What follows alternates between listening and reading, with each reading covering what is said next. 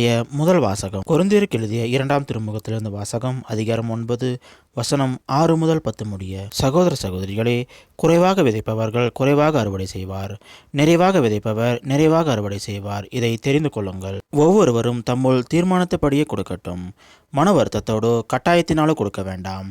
முகமலர்ச்சியோடு கொடுப்பவரே கடவுளின் அன்புக்கு உரியவர். கடவுள் உங்களை எல்லா நலன்களாலும் நிரப்ப வல்லவர். எந்த சூழ்நிலையிலும் எப்போதும் தேவையானதெல்லாம் உங்களுக்கு தருவார்.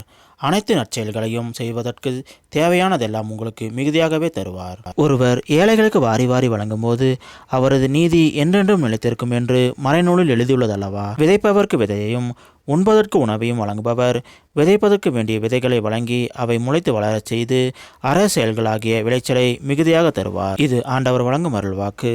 இறைவா, உமக்கு நன்றி.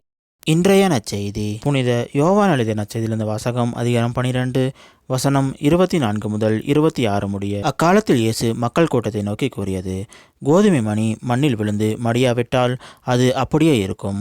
அது மடிந்தால்தான் மிகுந்த விளைச்சலை அளிக்கும் என உறுதியாக உங்களுக்கு சொல்கிறேன். தமக்கென்றே வாழ்வோர் தம் வாழ்வை இழந்து விடுவர். இவ்வுலகில் தம் வாழ்வை பொருட்டாக கருதாதோர் நிலைவாழ்வுக்கு தம்மை உரியவராக்குவர். எனக்கு தொண்டு செய்வோர் என்னை பின்பற்றட்டும். நான் இருக்கும் இடத்தில் என் தொண்டரும் இருப்பர். எனக்கு தொண்டு செய்வோருக்கு தந்தை மதிப்பளிக்கிறார் என்றார். இது கிறிஸ்து வழங்கும் நற்செய்தி. கிறிஸ்துவே, உமக்கு புகழ்.